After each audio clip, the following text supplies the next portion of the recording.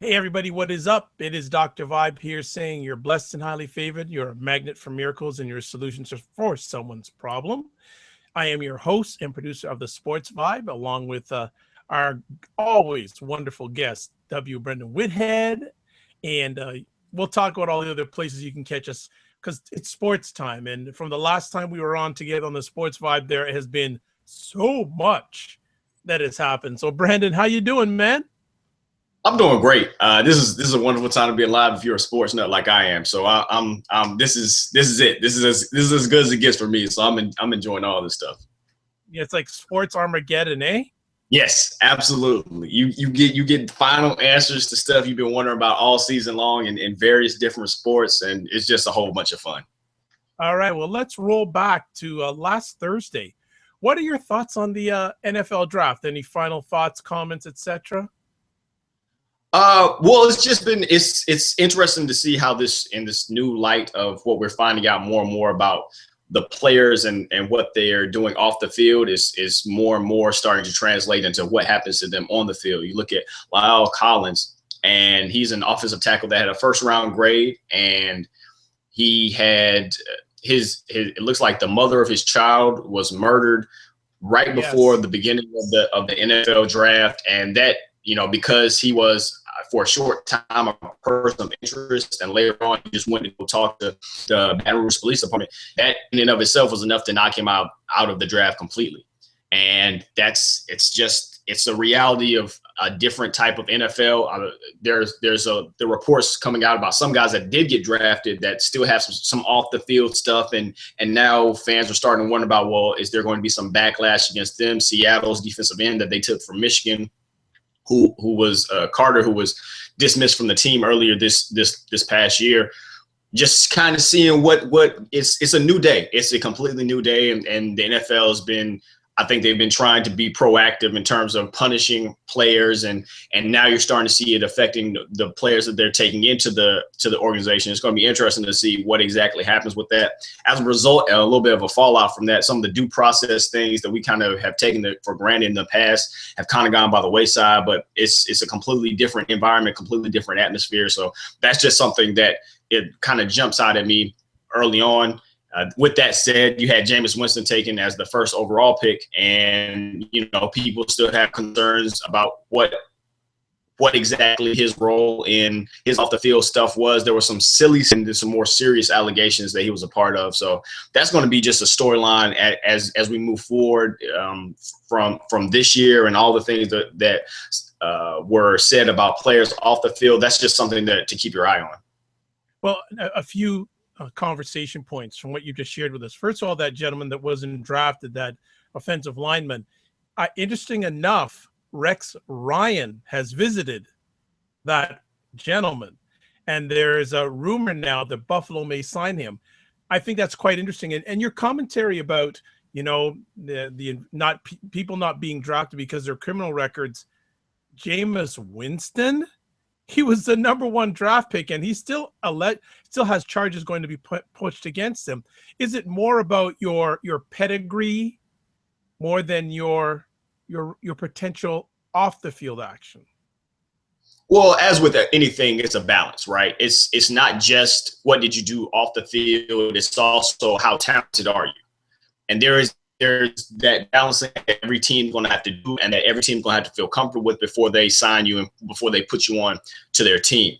It's important, though, especially as it pertains to guys like Winston, who were never formally charged. He still does have the civil litigation pending, but it was never formally charged. Lyle Collins, even the further extent of that, has never been charged, has never been called a suspect by Baton Rouge Police Department, has cooperated, flew down to Baton Rouge before the draft with his attorney to try to clear up this whole matter, but it kind of didn't matter. But like you said, as soon as the draft is over, Rex Ryan is going to go have dinner, going to go have lunch or dinner with him to go kind of, I guess, feel him out. And for him, it looks like he just kind of caught an L, to be completely honest with you. It looks like he just kind of, something bad happened with his former girlfriend, and for whatever reason, there was this larger feeling that he had some kind of part in it, even though Baton Rouge Police has, as I said, has completely denied that he was ever considered a suspect.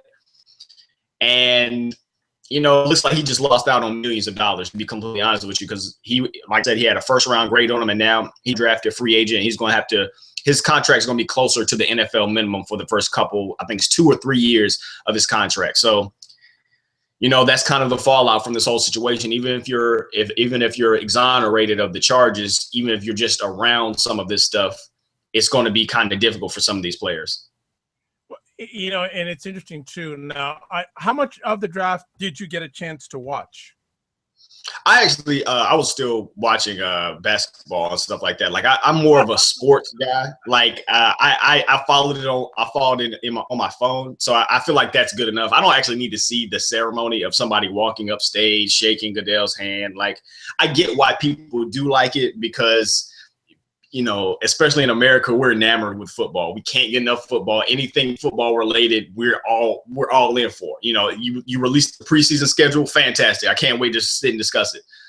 For me, I just wanted to watch actual sports, and the NFL and the draft is so internet is so technological. The NFL is so technological that all this stuff is available on Twitter as soon, or sometimes even before the pick is chosen. So I was able to keep track of pretty much all the draft picks. I didn't love what my Panthers did in the first round, getting Shaq Thompson from UCLA. He's a linebacker. We didn't really need him, but I have some faith in our GM Gettleman, so I won't push that, but I'll definitely be keeping a leery eye on him. Good stuff. Well, for myself, for the moments of the draft, I watched some interesting moments where the Goodell, every time he came up to the podium, he was booed. It was hilarious. Like, he is not liked. I mean, really, really not liked. No, and it really only takes one thing for the crowd to kind of turn against you. You know what I mean? Like we saw Adam Silver, he was able to go up to draft, and we'll see some of these other commissioners. If you do one thing that they don't like, it's going to come back hurt. By the end of his tenure, Stern was completely reviled by most of the fans, but it kind of goes along with the job. You got to make some tough decisions, and you're getting well compensated for it. So, the booing, that's going to happen. The longer you stay in that position, the more you're going to be hated. Well, it didn't help that he pronounced the second pick overall pronounced his name wrong. Yeah, that was not an awesome look for him. I saw somebody that tweeted out, "Hey, you guys should take it easy on him. Maybe the NFL draft snuck up on him." Like, I mean, he just Goodell's just he's had a bit of a rough stretch here. These last 10 months for him have been a little bad. Well, good stuff. I think one of the most moving moments in the draft, I think 2 of them. Now, I can't remember the names of the players, but there's a running back, I think, from Wisconsin. I believe his last name is Gordon. And Melvin Gordon. Yeah, and him and the gentleman that was drafted after him, they both went to the same high school together. Wow. Nice. See, I mean, there is, and while I'm not a ceremony guy, there is a lot of really good storylines. There's some really tough stories from some of these players that have come out of some very, very difficult situations, and you see them to live out their dreams, not only for them, but they're able to help their families that were kind of poor and just destitute, and they're able to lift them up and bring them up. And there's a certain amount of just feel good storylines that are just going to run rampant throughout the NFL. I know there's been a lot of talk about the bad things the NFL players do in particular, but you have to keep in mind what a small percentage that we're usually talking about is. For the most part, most of these guys are good guys and are really just trying to play the game that they love and do right by their family. So it is, from that aspect, the more human aspect of it is really nice. It's not just X's and O's. It's good that these guys are able to have that kind of moment, especially on national TV. Well, true, and also a very moving moment when Buffalo Bills' first pick was announced by Jim Kelly. Absolutely. The NFL does a fantastic job in Chicago. This is the first year they've had it in Chicago, and that city did a wonderful job of hosting. And it wouldn't surprise me if they got it again, or if they're going to continue to kind of bounce this around, because it was cool that it wasn't in New York this time. It was nice for it to be somewhere else, just to kind of get it going. It wouldn't surprise me if they got once Los Angeles got a team, if it was moving. Yeah. Well, let's move on to last Saturday night, and I'm just going to let you fill it in about the fight last Saturday night. So it's all yours, because boxing is one of your passions. So go for it, my brother. Yeah, I feel a little bad because I have been talking about this fight for so long, and I've been urging all my friends who aren't big boxing people, like, hey, no, come over, watch the fight. It's going to be great. And then it kind of just wasn't, and that wasn't it. It wasn't a bad fight. As a guy who really watches boxing, Floyd did what Floyd does. He controlled the fight. He decided when they were going to engage, when they weren't going to engage, where they were going to engage. He dominated the fight. Sadly, though, you could have really replaced Pacquiao with any of the other fighters that Mayweather has faced, and that's what I was disappointed in. That Pacquiao wasn't more aggressive, that you didn't see that really dynamic hand speed, that you didn't see that quickness, that athleticism to press Mayweather and really make it more of an action-packed fight. And then you find out later that he had torn his rotator cuff, didn't disclose it until really late, so he wasn't able to get any sort of anti-inflammatory shot. I mean, this was almost the worst case scenario for boxing, in the fact that you get the kind of more boring fight in addition to the out of ring controversy. This was to me a really good time for boxing to showcase how good of a product it is. And I'm still a fervent believer that boxing is a fantastic product and that it could still be viable in this day and age. But this was kind of the worst thing that could have happened for them. It was rough. I know I had a lot of friends over, and I could tell that they were kind of disappointed by what they saw. It was unfortunate, but I mean, Floyd goes to 48-0 and continues his reign in the welterweight class. Did you think, even before the fight, that Pacquiao had any hope?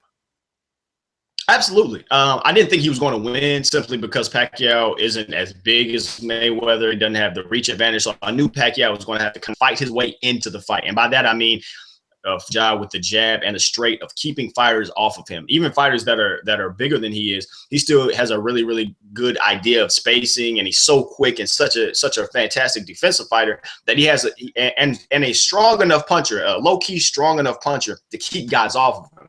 But when he's the bigger fighter, which is something that doesn't happen for him a ton, it was going to be even more difficult. So the bigger fighter, that's the better boxer, was fighting Pacquiao. The reason I gave Pacquiao a chance is because he is so unorthodox, because he's a southpaw. He gives you angles that you don't really see. He throws from angles that you don't really see. And so that's what I thought would give Mayweather some pause. Yeah, really didn't see that. You saw a flurry here or there from Pacquiao, but you didn't see that consistent energy, that almost manic, frenetic pace that he can sometimes put on a fighter. You didn't see that. And, I'm going to assume that it's because of the shoulder.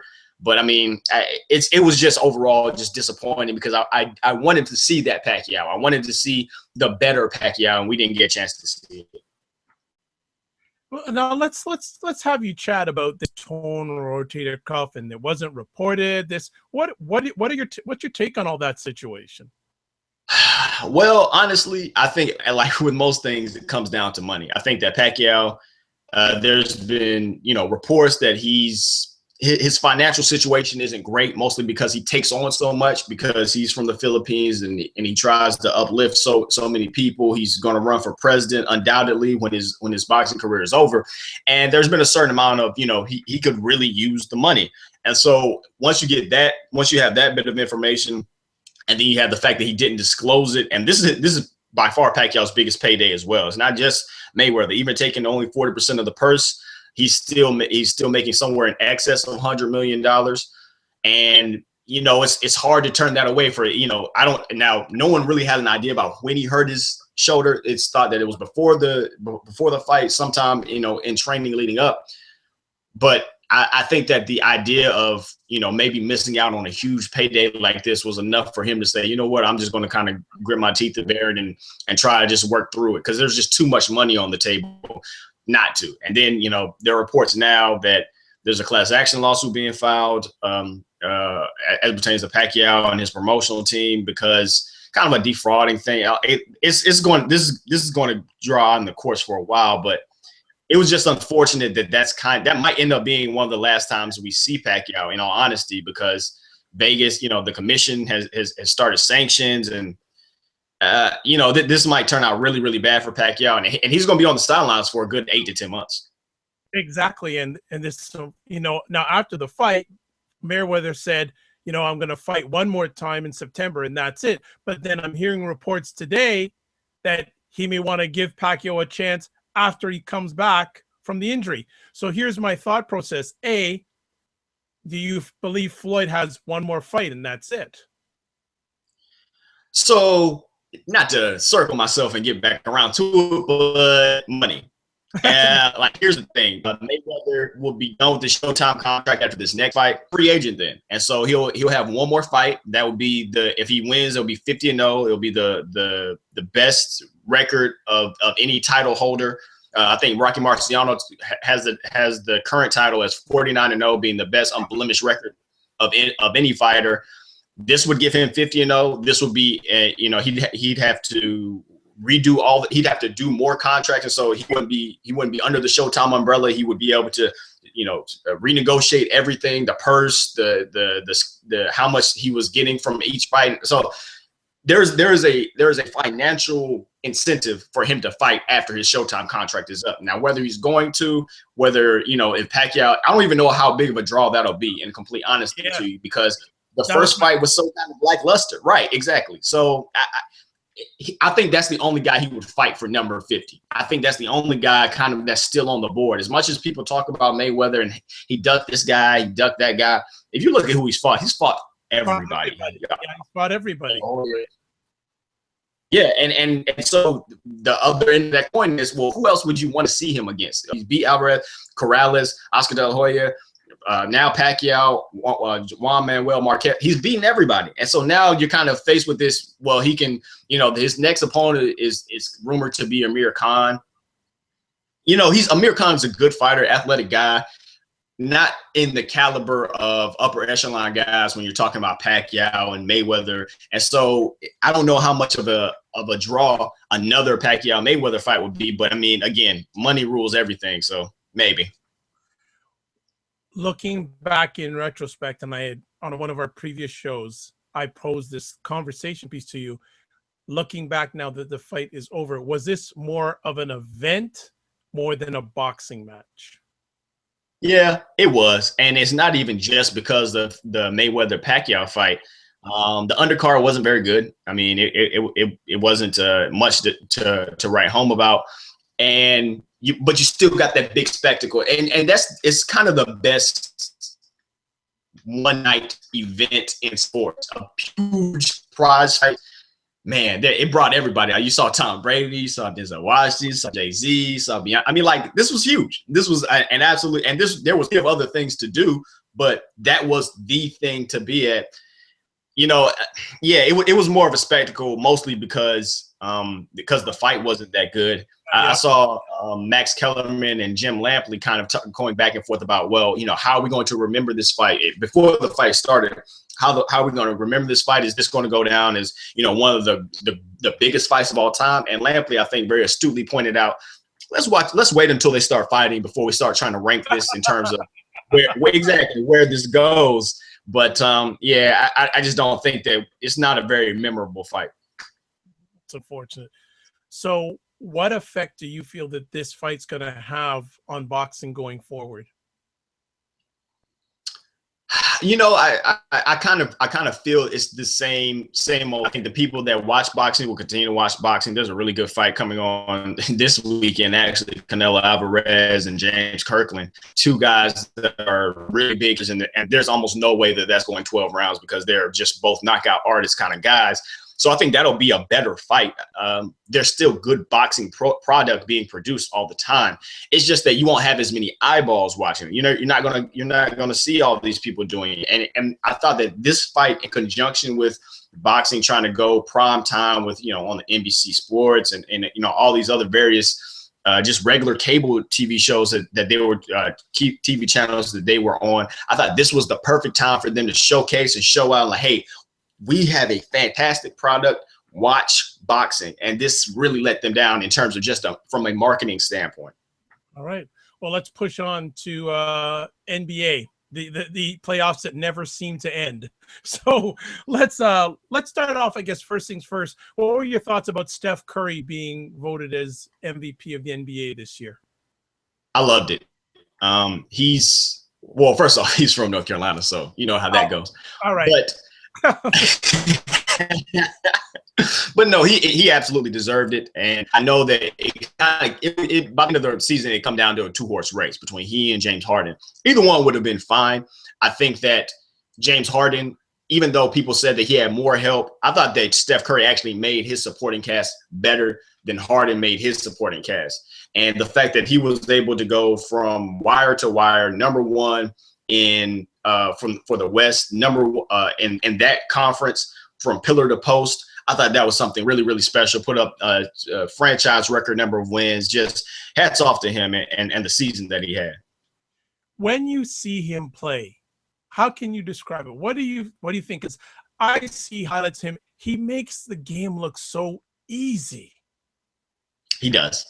He does. He's kind of like a fluid sniper. Like he feels the space wherever it is, and he is dangerous wherever he is on the court. I've never seen a guy more capable of lighting you up from every single play. As soon as he steps over half court, he's super dangerous. Yes. And he's a lot of fun to watch. He makes his teammates even more fun to watch. That Golden State team, even for non-basketball fans, I have some friends that aren't really that into basketball, and they'll watch a Golden State game just because it's up and down. The energy in Oracle Arena over there is palpable. I mean, even through the TV, like it's a lot of fun to watch him play, and it's great because early on in his career, you weren't really sure what you were going to get from him. He was a shooting guard most of his time at Davidson.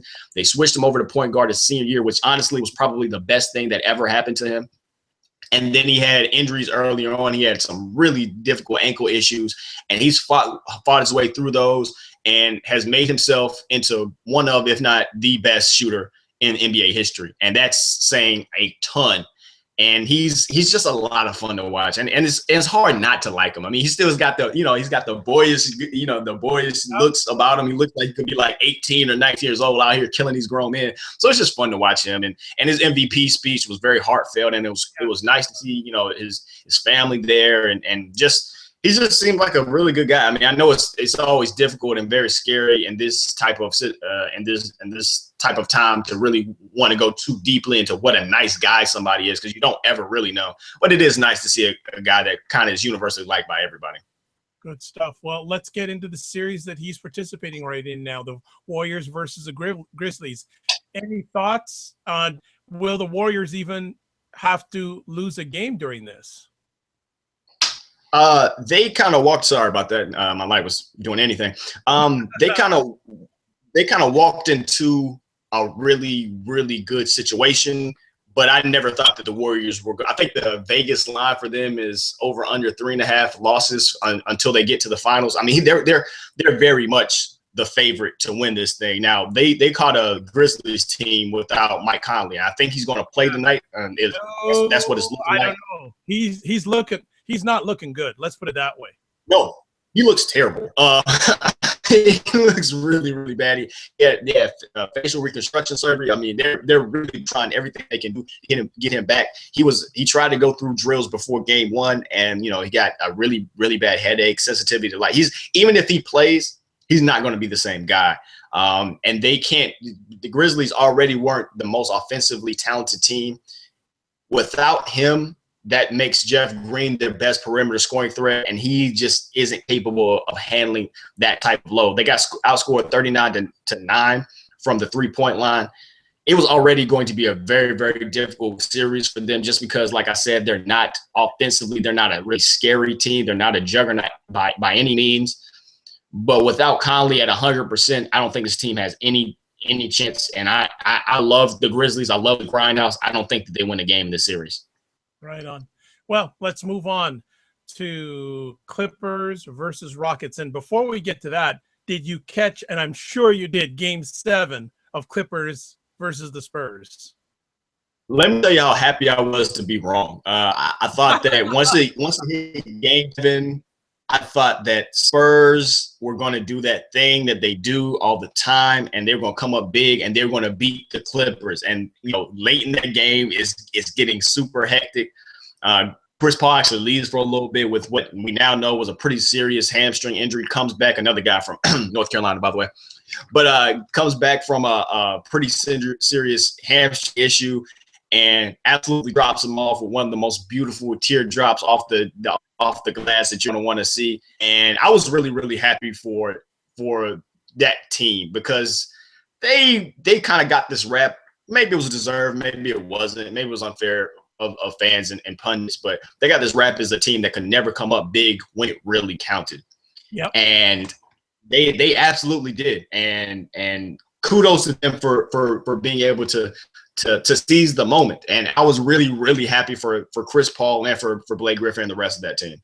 Yeah, that was quite a game. So before we put some highlight on the Spurs, on the Clippers going forward, out of these three individuals, which ones are we going to see back? Popovich, Duncan, Ginobili. I think Duncan and Popovich will be back. I feel less confident about Ginobili just because his play has deteriorated a little bit more. Duncan was still really, really good. I mean, Duncan has been their best player all year. Yeah. 30, and plus of average over 20 points in the playoffs each game. I retweeted a photo of him hanging out with young Chris Paul, like when he was first at Wake Forest, and like Chris Paul was like running around because Chris Paul is from the area, and it's shocking because he's been doing this forever. He's been doing this all the time, and he still does it well. And for all those that preach the importance of fundamentals, he really shows you how important that is because athletically, he's not the same guy he was when he first came to the league, and yet he's still massive numbers, still 20-10. He's only behind, I think, Karl Malone and Kareem Abdul-Jabbar and maybe one other guy in playoff games. So he's something special, and hopefully we get a chance to see him again. Selfishly, I want to. Well, and you didn't mention, where did he play college? I'm sorry, we broke up for just 1 second. What did you say? No, where did he play college? Wake Forest. That's also in North Carolina. Thank you. I'm so disappointed in you. I thought you would bring that up because you're trying to put the North Carolina stamp on this program. So I just I didn't want to brag. I'm not a bragger. I just wanted to go ahead and throw it out there. A couple. Don't worry about it. There's plenty of North Carolina references if we're talking about basketball. Don't worry about it. Okay, there you go. One more. Okay, good stuff. So what do you think? Were you surprised when the Clippers defeated Houston in the first game of their playoff series, and the Blake Griffin is coming seriously into his own? I wasn't surprised. No, I was surprised. I wasn't shocked. Maybe that's the better way of saying it. I've seen a lot of people talking about the Clippers have no chance at all, and I thought that was really awkward considering that they spent most of last year without Chris Paul, and Blake Griffin was absent too. He's finished third in MVP voting. He's somehow into not only just a scorer, but he's a really quality rebounder and a fantastic playmaker. I mean, he's really, really good at setting up his team. I mean, he was amazing last night. He had 13 assists, 10 of which were after halftime. They needed that from him, and he absolutely gave it to him. He was the guy initiating that offense, a real point forward. You don't see that very often.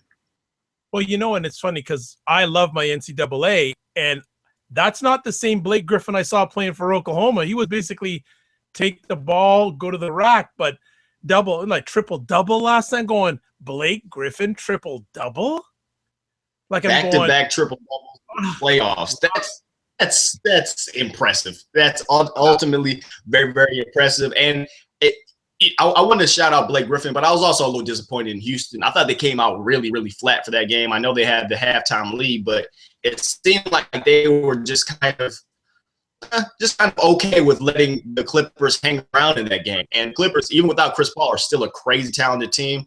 And you saw, especially late in that game, their defense, Houston's defense completely waned. I mean, they were giving up open shots to Rivers, open shots to J.J. Redick. They kind of just acquiesced to that loss. And I was a little surprised that they went so quietly into that good night. The series isn't over by any means, but now they're talking about Chris Paul will maybe be back for game 2. He'll definitely be back for game 3. And regardless, now Clippers have the home court advantage. It seemed like Houston kind of let them up off the mat when they really had an advantage. Good stuff. Is it still Golden State's to win and lose?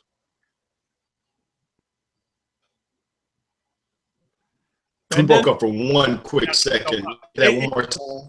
Yeah, is the Western Conference still Golden State's to lose? Yeah, I think, and in large part because they've been healthy. Just this season, I can't recall a season that's been more affected by injuries. It seems like every team is suffering through some major injury, even the ones that have made it this far. Obviously, Cleveland has lost some people. Golden State is really the healthiest team left on the block. I don't see anybody else beating them. I mean, the Clippers showed me something last night when they were able to beat Houston without their leader and point guard Chris Paul. But I still like the Warriors. They haven't given me any reason to doubt them all season. Was the best thing that happened to Golden State San Antonio losing? I think so. I think that San Antonio has a certain amount of they're just kind of that evil villain that they're going to. You called your boy from North Carolina, Tim Duncan, part of a villain. Oh, he's absolutely a villain. Oh yeah, don't let the smooth taste fool you. No, he's a real villain. Popovich, Manu, Tony, all of them villains, all of them, and they always show up in the sequel, regardless of what happens. Think that they're dead and they come back for the sequel. It just without fail, and I think that was really their biggest. I thought and still think Golden State would have beaten San Antonio, but because they've got that championship moxie and they just seem to always know what they're doing in the playoffs, I thought that they were going to be the big test for Golden State. Now that the Spurs are out, I feel very, very confident in just going ahead and penciling in Golden State to the finals. All right, well, let's switch it over to the East. And bear with us, we're having some technical difficulties, but we're pushing on through the Google Hangout. Washington hasn't lost a game in the playoffs. Yeah, I don't know who had that one. That was a little surprising.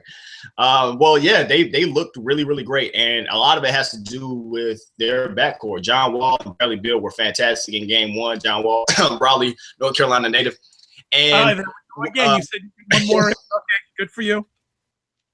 But no, I think the biggest change for Wall in particular is just the way he's responding to how they've always played him. What teams have always done, or the bull on John Wall has always been play him soft on that pick and roll, go under, show and go under and let him go ahead and pull that trigger on that mid-range jumper. And he, for a long time, he didn't seem like he was confident and capable of making it. Now he's more confident and capable of doing that, but he's also a much better passer and is able to string out those plays a little bit longer and find the rolling big man or find the guy with the skip pass to the open three, because he's so dynamic. He's got guys that aren't even officially in that play defensively kind of taking one or two steps over because you're so concerned by him getting to the rack, so concerned by him getting to the paint, that he's just going ahead and and started to bypass that and go straight to the skip pass. He's really, really good at finding a way to get his teammates the ball. His athleticism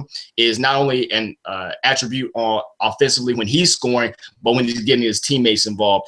Now he can't go tonight. It just came through the wire about 30 minutes ago that his I guess it's his hand or his wrist injury. I can't really figure it out, but that's a little bit more severe than they thought. So he's not going to go tonight. And I mean, while we saw the Clippers able to win without their point guard, I don't think the Wizards are really the same kind of team without John Wall. They were outscored by 7 points per game when he wasn't in the lineup. They're not really the same team because he generates so much of that stuff, and they don't have a guy like Blake Griffin who can initiate the offense. Now they've got Ramon Sessions, who is a quality backup and a better shooter than Wall. So it'll be interesting to see if they run some different stuff to try to get him some better looks. But I just don't think that he'll be able to. I don't think he'll be able to get them over the hump. And I think this series goes back to 1-1, and the Wizards lose their first game of the playoffs. Okay, who do you think's going to win that series? I'm going to go with Washington. If Wall can get healthy, they don't have a game until Saturday. Their game 3 is not until Saturday. So that'll give him some real time to recuperate and get better. I've always been of this mind. If you got a series that's pretty tight, that's pretty close, and I think that this one will be, go with the team with the best player on the court, and that's John Wall. Yep, there you go. Well, let's end it off. And that's go ahead. No, I was saying, and that's what I'm going with. But I do think it goes 7 games, especially with his injury. All right, well, let's close off with the last series. Cleveland versus Chicago. Chicago won the first game of the series last night, and we really see how much Kevin Love is being missed. Absolutely. I think that he kind of got the Chris Bosh treatment where, you know, he's not really missed until he's not really appreciated until he's gone type of thing. When Chris Bosh went down, yeah, I think he had an oblique strain, their first run of the title. You saw that team wasn't quite the same. Well, now you're seeing that Kevin Love was a lot bigger part of this than people realize. Now, also J.R. Smith is out. So, you know, some guys are getting time that they probably wouldn't normally get. I saw Deladova playing heavy minutes late in that first game. This is going to really require a lot from LeBron. I know that other guys have to step up. You know, Tristan Thompson is probably going to play more minutes than he normally would have. James Jones, even saw Mike Miller there for a little while. But I think this comes down to, can those two guys, the Kyrie Irving and LeBron James, who are the two best players in the series, are they good enough to carry that team past a more talented unit? It's going to be tough. Chicago is really, really scary. One of the more interesting things to me, especially when it pertains to kind of in-game adjustments, they had a pick and roll going, and Mozgov was guarding Gasol, and Derrick Rose Mozgov just couldn't show and get back. And so what was happening was Mozgov and the point guard were trailing Derrick Rose, and he just hit Paul Gasol, and Gasol had all day to hit those mid-range numbers. Around 2 to 3 minutes left in that game, Tristan Thompson switches, and he's able to kind of show, and when I say show, it's the screener's man defends the guy with the ball for just 1 second and allows the original ball defender to get back in front of, in this case, Derrick Rose, and then get back to Gasol so he won't have those open jump shots. He's quick enough to do it. Mozgov wasn't. So I think that small adjustment will make a really, really big difference. And another thing to keep your eye on, and this is kind of a thing with Coach Tibbs, he's not a big guy on playing multiple players. The thing that was scary, in my opinion, in my estimation, about Chicago Bulls was the fact that this team was deeper and more talented offensively than they've had recently. Now, obviously, Derrick Rose being back is huge, as is Jimmy Butler stepping up. But guys like Tony Snell and Mirotic that were coming off the bench and giving them really big minutes, 20-point games, almost got no time last in game 1. If that happens, then you're kind of cutting your nose off to spite your face, because I know Tibbs doesn't like to play a big bench, but that means you're also taking away something that you have, an advantage that you have, which is the more talented unit. If Tibbs continues to play with a short bench, you know, I think he'll keep Cleveland around in this series much more than they would have been otherwise. So between that and LeBron, who said he's going to be more aggressive, hopefully we get a chance to see a more aggressive LeBron. If I'm picking with my heart a little bit, but I'm going to say Cleveland in 7. J.R. Smith coming back will be huge because he's going to spread that team out a little bit more, and he's also a quality perimeter defender. But I'm picking with my heart. I'm going to say Cleveland in 7.